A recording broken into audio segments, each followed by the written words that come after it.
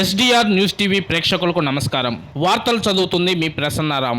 దివంగత నేత వైఎస్ రాజశేఖర రెడ్డి 15వ వర్ధంతి సందర్భంగా దర్శి మండలం రాజంపల్లి గ్రామ బస్టాండ్ సెంటర్లో సోమవారం వైఎస్ రాజశేఖర రెడ్డి నూతన విగ్రహాన్ని జిల్లా పరిషత్ చైర్పర్సన్ శ్రీమతి బూచేపల్లి వెంకయ్యమ్మ మరియు దర్శి నియోజకవర్గ శాసనసభ్యులు డాక్టర్ బూచేపల్లి శివప్రసాద్ రెడ్డిలు ఆవిష్కరించారు. అనంతరం పూలదండలు వేసి ఘనంగా నివాళులర్పించారు. ఈ సందర్భంగా ఆయన మాట్లాడుతూ కొంతమంది స్వార్థపరులు వైఎస్ రాజశేఖర రెడ్డి విగ్రహాన్ని ధ్వంసం చేసిన సందర్భంగా మరలా నూతన విగ్రహంను ఏర్పాటు చేయడం జరిగిందన్నారు. తమపై వైఎస్ జగన్మోహన్ రెడ్డిపై రాజంపల్లి ప్రజలు ఆదరాభిమానాలు చూపడం పట్ల హర్షం వ్యక్తం చేశారు. ఈ సందర్భంగా దర్శి నియోజకవర్గ ప్రజలకు జన్మలకు రుణపడి ఉంటామని ఆయన ఈ సందర్భంగా తెలిపారు. ఈ కార్యక్రమంలో దర్శి మండల vice MPP Somu Durga Reddy, Vennapusa Venkata Reddy, MPP Gollapati Sudharani Achaiah, madam Mohan Reddy, Ittadi Devadanam, Majunu, Anji Reddy, Rajampalli YSR Congress party నాయకులు, కార్యకర్తలు, మహిళలు తదితరులు అధిక సంఖ్యలో పాల్గొన్నారు. తొలుత రాజంపల్లి కార్యకర్తలు వెంకయ్యమ్మ, శివప్రసాద్ రెడ్డిలకు ఎదురుపోయి మేళతాళాలతో స్వాగతం పలికారు.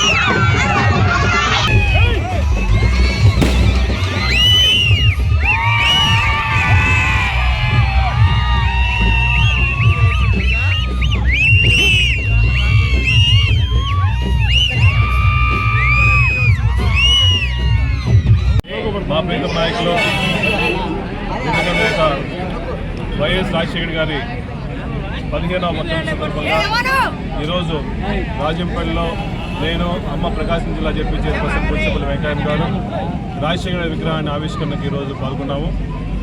ఎలక్షన్లు అయిన తర్వాత కొంతమంది టీడీపీ వాళ్ళు కానీ వాళ్ళ మిత్రమండలి కలిసి ఆ రోజు రాజంపల్లిలో మిడ్నైట్ అతి దారుణంగా అంతకుముందు ఎప్పుడు లేని విధంగా ఒక విష సంస్కృతి ప్రకారం రాజశేఖర విగ్రహాన్ని కాల్చేయడం.